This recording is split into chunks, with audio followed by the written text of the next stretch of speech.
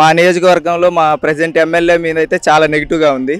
అంటే మెయిన్ మాకు వచ్చేసి రోడ్లు అడుగుతారు ఎవరైనా కూడా. ఈ తుమ్మలపేంట రోడ్డు చూస్తే గత 10 ఏళ్ల నుంచి ఈయనే ఉన్నాడు ఎమ్మెల్యేగా.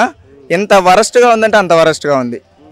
మేమైతే ప్రజెంటు పసుపులేటి సుధాకర్ గారు వస్తే బాగుంటుందని ఎక్స్పెక్ట్ చేస్తున్నాం. ఎందుకంటే ఈ తీర ప్రాంతాల్లో లైట్లు అయితేనేమి, ఎవరికైనా ఆరోగ్యపరంగా హెల్త్కి హెల్ప్ చేయడము, అలాగే ఎవరైతే యూత్ ఉన్నారో వాళ్ళకి గేమ్స్ పరంగా ఏమైనా కిట్స్ కానీ ఇలా ప్రొవైడ్ చేయడం చేస్తున్నారు.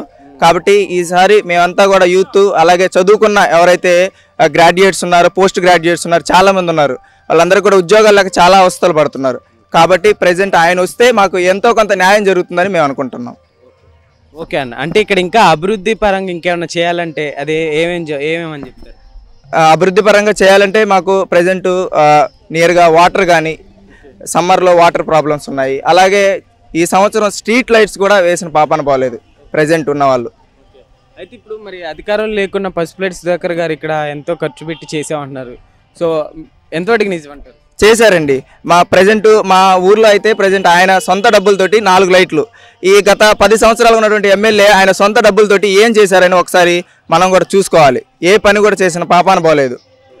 అయితే ఎంపీ అని ఒక ఆయన గెలిపించాము, ఆయన మాత్రము ఈ ఊరికి వచ్చిన పాపానే పోలా, ప్రచారానికి మాత్రమే పరిమితం అయ్యారు. కానీ ఎంపీ అనే పర్సన్ అసలు ఎవరికి కూడా ఈ రోజుల్లో ఎంపీ అంటే ఆదాల ప్రభాకర్ రెడ్డి అని అడిగితే ఎవరు ఆ పర్సన్ అని అడిగేటువంటి సిచ్యువేషన్ ఉంది ఊర్లో. ఓవరాల్గా సీఎం ఎవరు రావాలనుకుంటున్నారు?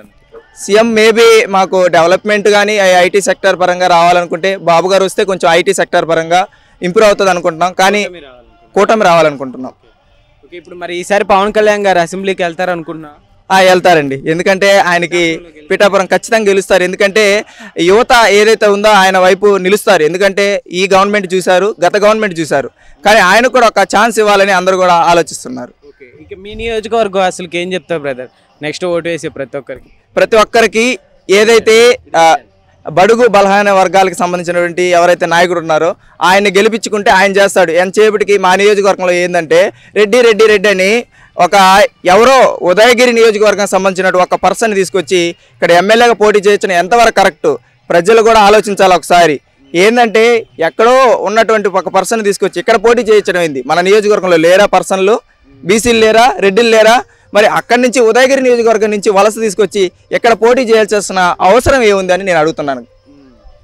ఏం చెప్తావు మీ నియోజకవర్గం అసలుకి కరెక్ట్ పర్సన్ చూస్ చేసుకోండి?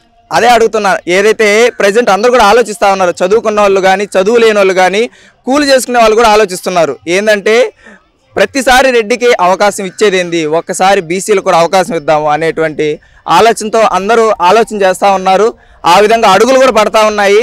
ఏదైతే ఇండిపెండెంట్ అభ్యర్థి ఎవరైతే ఉన్నారో ఆయనకి పాజిటివ్గా పల్లెటూరులో చాలా అవేర్నెస్ ఉంది. ఎందుకంటే ఆయన చేశారు, 10 ఏళ్ళు చూసాం ఆయన్ని. అంతకుముందు ప్రతిపక్షంలో ఉన్నాడు ఎమ్మెల్యే, ఇప్పుడేమో అధికార పక్షంలో ఉన్నాడు. ఏం చేశాడు? మా ఊరికి రోడ్డే ఇచ్చాడా, లేదంటే నీళ్ళు తెచ్చాడా, ఏం చేశాడు? ఏం లేదు.